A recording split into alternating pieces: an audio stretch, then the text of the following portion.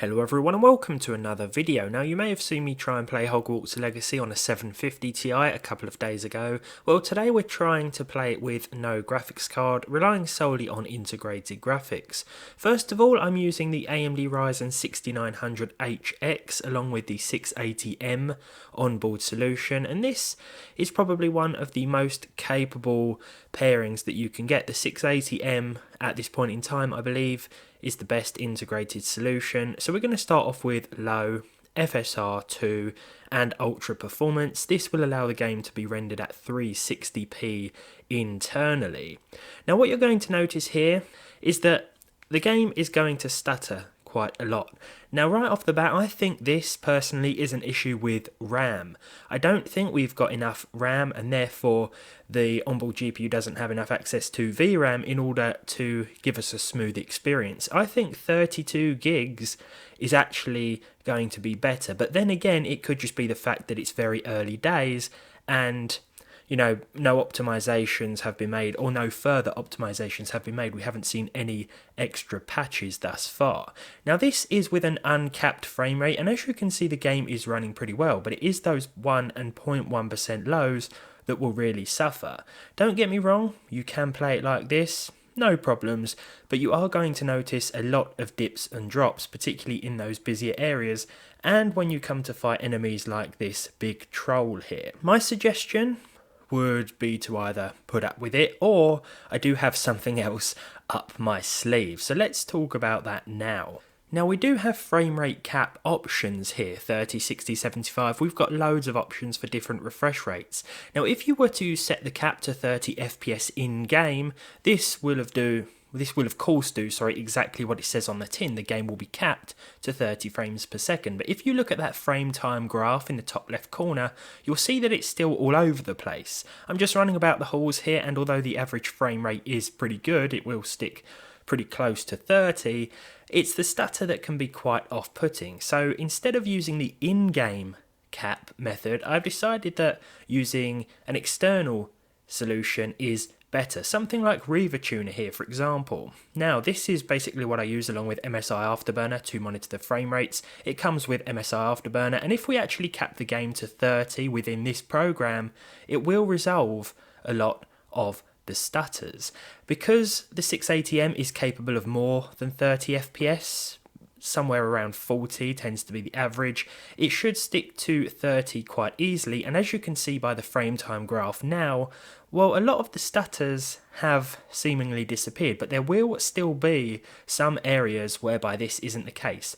Some stutter will still occur, but as I said before, it is very early days, so we're going to have to see how future patches improve things, if they do at all. I want to go back to what I said about this being a RAM issue. I do believe that 32 gigs would be better. I mean, between the RAM and the VRAM here, we're using up all of my available DDR4, but I don't think we're quite at the point yet where 32 gigs should have to be the new norm, so I am hoping that with a few patches here and there, this will be resolved. Back in Hogsmeade now, and 30 FPS once again, it's still running pretty well. You are going to notice a few dips and drops, as I said. We are still running with the low preset. I'd advise you to play around with the settings and play around with the frame rate cap as well if you are using integrated graphics, because you may be able to squeeze a little more performance out of it, and you may be able to turn the FSR sort of severity down a bit. You could choose balanced and possibly retain the same 30 FPS average. I just switched everything to low because I feel that that is certainly your best bet with hardware like this. In this footage, however, I did up that frame rate cap to 40, and as you can see the game still will hit that as an average or close to it, but those stutters will sort of get a little bit more intense. The higher the frame rate cap that you set externally, well, the worse those 1 and 0.1% lows are going to be. I can't really explain that, it's just the way that this game seems to work. It's going to struggle to stick to that 40 FPS more consistently, which is why I feel that 30 is definitely a better choice. But I think, considering that we're using no graphics card at all, this is still quite impressive. The 6900HX and the 680M are of course pretty expensive. You'll find them inside higher end laptops and mini PCs, but I think if you do have this pairing, you might find yourself quite surprised at the fact that it can handle a modern AAA release like this, to be fair. What I thought I'd do now would be to sort of drop to a lower end piece of hardware, the i3-12300. We've seen what the highest end integrated graphics can do. Now it's time to see what Intel UHD 730 graphics can do. I'm going to go with AMD FSR2 again because this allows us to drop that rendering resolution even lower to 360p. If we choose FSR1, we can only select 540p as a rendering resolution. So I think FSR2 is definitely the better bet. I'm going to go with all low settings once again because there's no point trying anything else. And if we jump into the gameplay now, well, you're probably not going to get what I'd call a playable experience. But honestly, this is still more impressive than I thought it would be. And with the Intel chip, there's not as much stutter. Yes, the frame rate average is terrible and much lower overall, but the frame dips and drops aren't as severe as they were previously with the AMD APUs. So perhaps that whole thing about the RAM isn't quite accurate, or it could just be that we're running at such a low frame rate that you're not going to notice the stutters as much. I mean, if you look at the RAM and VRAM usage, all of my 16 gigs has been used, pretty much. I don't even know how it's counting that high when I haven't got that much to spare, but there we go. Yeah, the i3, 12300 and UHD 730 graphics aren't going to quite manage it, but let's switch to something that's a little more middle of the road. The Ryzen 2400G with Vega 11 onboard graphics. Okay, so here we are once again, FSR2 Ultra Performance. We're going with the same settings, rendering internally at 360p. I mean, the main menu runs really well. It's fantastic. I've overclocked the Vega 11 up from about 1250 to 1500 megahertz. Not much, but it is stable. I actually started off with an uncapped frame rate once again, and it did okay, but the same issues persisted, which was the stutter everywhere. As you make your way into a new area, that's where it's going to be most sort of prevalent, I think, going from indoors to outdoors or vice versa.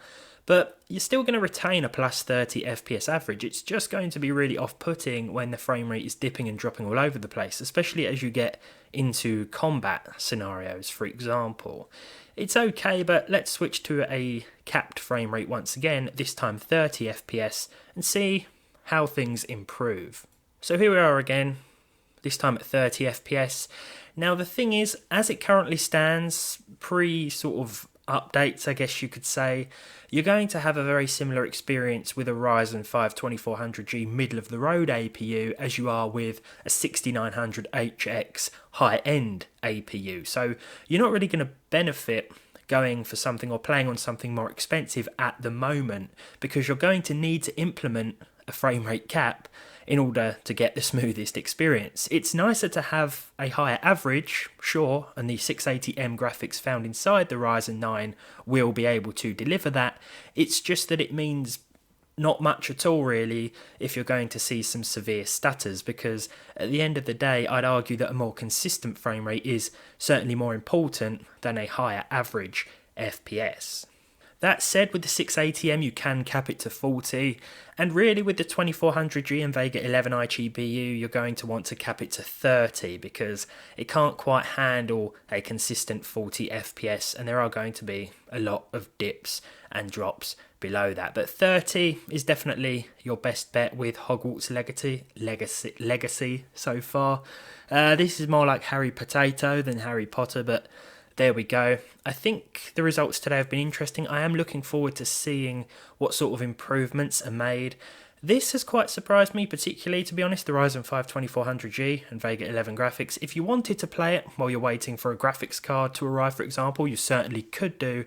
It's not going to be ideal, but I think, to be honest, the results today were quite pleasant, considering the issues with the game at the moment, but there we go. If you enjoyed this one, if you think it's been helpful, leave a like on it, leave a dislike if you didn't, subscribe to the channel if you haven't done so already, and hopefully I'll see you all again very soon.